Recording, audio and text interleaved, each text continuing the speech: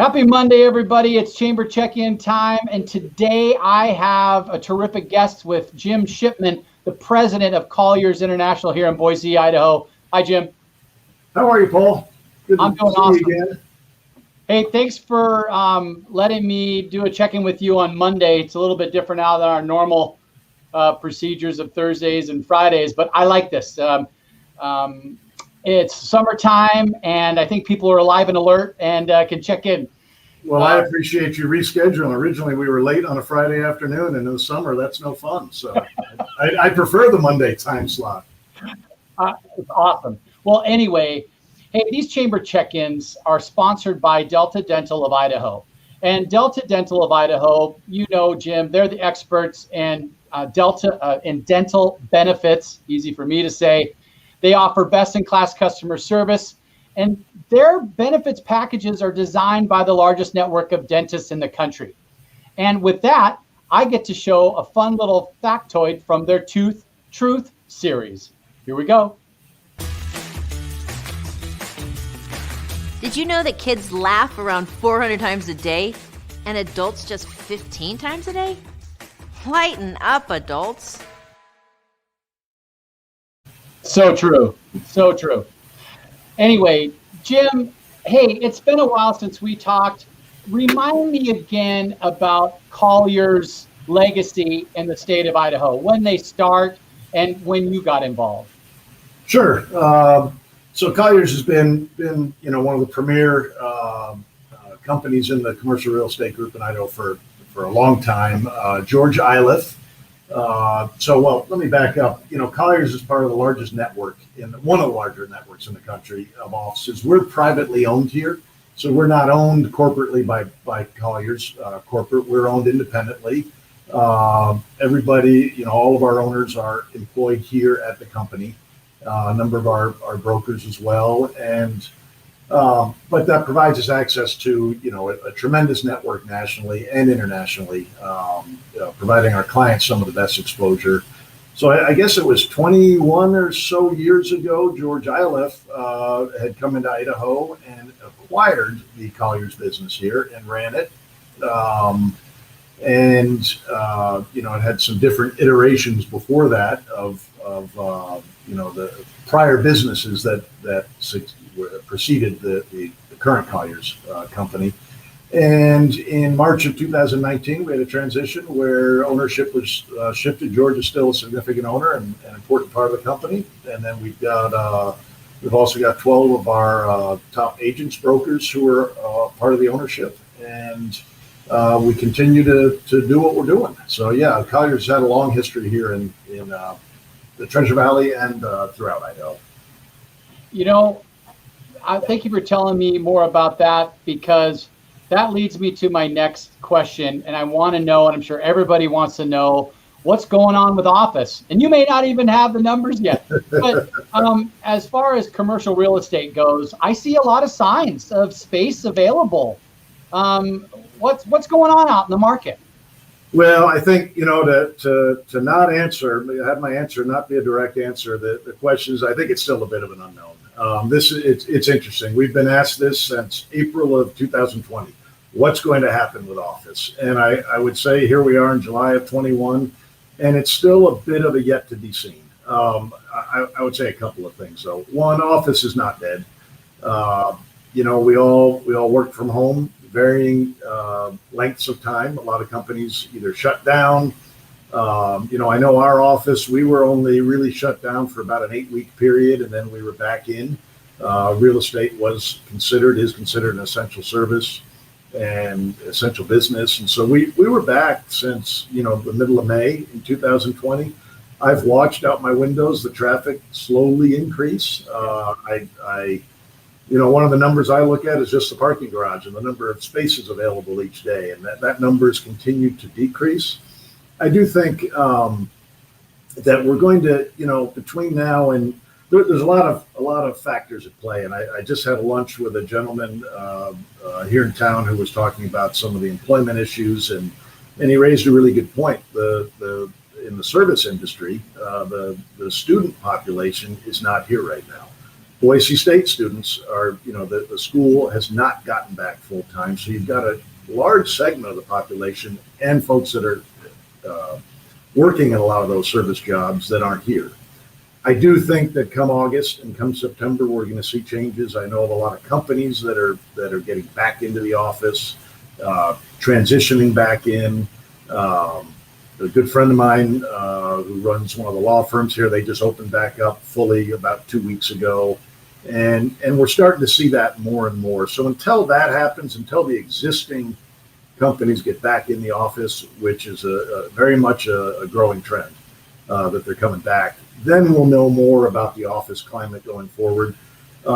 Without question, the growth has continued in Idaho and the Treasure Valley throughout the pandemic. We've not slowed down. People are still coming here. People will need some place to work.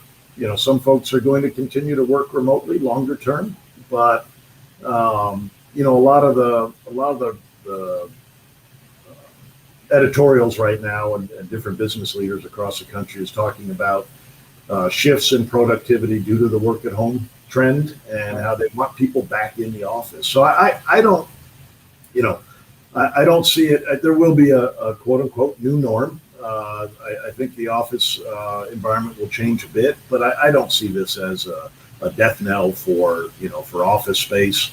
I think more of the empty space you're seeing right now in the empty parking spaces is due to folks just still working at home, but they are in the transition process coming back. So I would say later this year, I think we'll have a much better idea as those companies are all back in full swing. Well, I'm excited that we can complain about traffic and weather again versus just the pandemic and all that stuff. So I'm thankful for that. You got to have something to complain about, Paul. I know you. So, I was talking with you a little bit earlier, and I'm going to ask you this question. Every business had to change, was forced to change. Was there something that changed in your day-to-day business that you'll continue to do after and from prior pandemic? Was there something that your office had to change, working from home or different benefits packages or whatever? What was it, or if there was anything at all, that you'll continue to do into the future? Sure. It's a great question. I think there's the obvious changes as far as working from home, adapting, to the needs of our employees on navigating through the pandemic. And those, I think, nobody was immune to that. I think, on a longer term perspective, it really forced us to be more creative. And I think as we look at the Zoom era, and I don't even know what platform we're on here, but whether it's Zoom or WebEx or one of the various platforms, the streaming concept for communications has taken hold, and it will continue to. Our Outlook conference last year that we always hold and has a lot of attendees was completely virtual. Our marketing group did a tremendous job setting up breakout rooms and different stages and a great platform that made it feel like more than just a Zoom call, because I think we've all gotten a little tired of those. At the same time, we're going to carry that forward. It does allow us to reach more folks. It does allow us, if we're presenting something, you can get more of a national or regional audience if you're using the technologies to reach those people, as opposed to them having to physically be here. We, at the very outset of the pandemic, we had acquired some equipment to do more video tours. You talk about office space, where we videoed the space, 360, views and 3D tours that allows someone in a coastal city who may be reconsidering to move here. They couldn't get on airplanes, they couldn't travel. They were still able to, to tour the space, if you will. And I think those things will go forward. I think those things are anything that brings people closer together, from a further distance is a benefit. So I think that's something we're going to continue to hold on to and work with. That's great, Jim. I'm so glad, when we're forced to change, it's important that we adopt early right? Because that's the key. I mean, I bet you DocuSign has just raised their bar incredibly, just like Zoom, right? Now, Well, unfortunately, DocuSign is accessible on my phone. I really wish that one would go away because there's never a private moment without a document coming through for signature. I mean, anywhere, anytime, I can't duck because I know I can sign those. But yes, that's a great example right. of the access and the the ease of use to get things done. Yeah. Okay. Hey, tell us some more about your growth and expansion in the state. Well, we've got 5 offices across the state and continuing to look at different expansion options. The beauty and the luck, the very much the benefit we all had of being in Idaho, and we've all seen the numbers, the tremendous growth right through the pandemic. The economy really didn't slow down. We had just a terrific year in 2020. We're having an even better year in 2021. The growth continues. And a lot of that is due to the economic wave and the current climate in Idaho. We've added, I think, in the last, we never had any layoffs, any cutbacks, and in fact, we've added, I think, 6 or 7 new agents just in the last 12 months, along with increasing our support staff size. So we've continued to grow, and I think all of the markets, across the state that we're in are still thriving. And I don't, knock on wood, I don't see that slowing down anytime too soon. Barring some much larger, socio-geopolitical type changes. But the growth continues, and we're very excited and trying to stay out in front of it and trying to see what else we need to provide our clients and what we can do for them, as we grow and as their needs grow. Well, it's exciting to hear that you're growing your team, right? That's the first part, right? And then they can take care of your clients. I think that's great. So thanks for sharing a little bit about that expansion. So with the 5 retail spaces or brick and mortar spaces you have, where are all they located? Are there one in Coeur d'Alene and Idaho Falls? No, we're more in the southern part of the state. So we've got Idaho, starting in the east, we got Idaho Falls, Pocatello, Twin Falls, Boise, and Nampa. We've got physical offices in each and do a lot of work in each of those areas. We do continually do work in northern Idaho and have looked into that. But right now we're really focused on, like I say, that southern portion of the state. Great. Okay, cool. Hey, also, you have a new division. We do. Colliers. Share with me and the listeners that new opportunity to serve your clients. Yeah, so we've started with a new dedicated focus on an owner's representation, project management, business plan. A lot of markets across the country, a lot of the larger cities, that's a real focused area. The Treasure Valley in Idaho has not really had that focus. I believe we're the first, commercial real estate company that has a dedicated group to do that. We've hired Marshall Ferran, who came to us after years of experience doing owner's rep project management work in the Bay Area.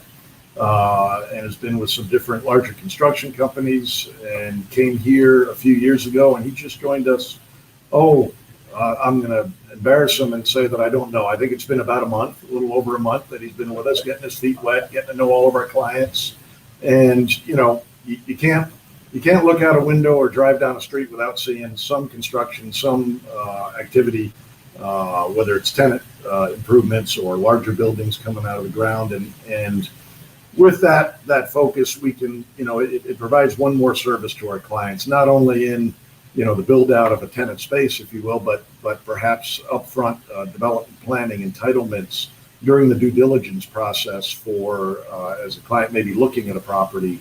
Marshall, can walk them through all of the different steps and get them good estimates and a good idea of what the overall development and construction process is going to require and really take that off their hands. And, we can handle that here. So we're really excited to, we've always had, like a lot of the groups, we've had property management handle project management, but they're really quite different. And to have that focus, we're really excited to bring that bring that to Colliers and have Marshall joining us.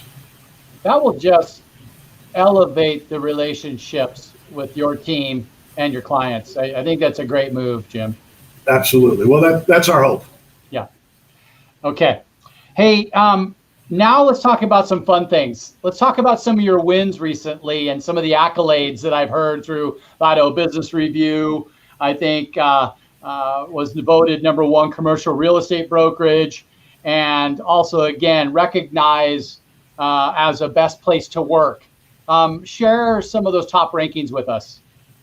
Yeah, so the Idaho Business Review does an annual reader rankings where they put it out to the community to rank all the businesses and varied industries. And in commercial real estate, we were voted as the #1 in brokerage and the #1 in property management, which we were very excited and proud of. I think it's a testament to the hard work everybody's been putting in. And we for I don't know the 4th or 5th straight year we were in the top 10 in the best places to work poll. Also the highest ranked in the commercial real estate companies in the best places. And there's another one coming out, and I don't know the results yet. The Idaho Press has their new best places, or I can't remember the name of their poll, but it's the same idea, the best places to work. And we were notified that we're one of the finalists in that. So we'll wait to see those results. And we take a lot of pride in that because it shows, that we've got a great group, a great team. We really focus on teamwork and collaboration in our office. We don't want to be in silos. We want everybody to be able to pitch in and work together. And I think, like everybody, it was really difficult navigating through the pandemic. And, recently our hiring, we have now just recently filled our last positions that we needed. Terry Wisness, our director of HR, is owed a big congratulations in doing that, because as everybody knows, the hiring environment has been really difficult for a number of factors. And so we're really excited and happy with the team we've got and look forward to moving forward. In fact, this week we have our annual, we didn't have it last year, so I can't say annual every year, but we have our summer party, and it's actually at my house in my yard, and we got over 100 folks coming and finally get to get out and have some fun and celebrate and relax a bit and, no longer isolate ourselves. So we're looking forward to that and the second half of the year as things continue to open up.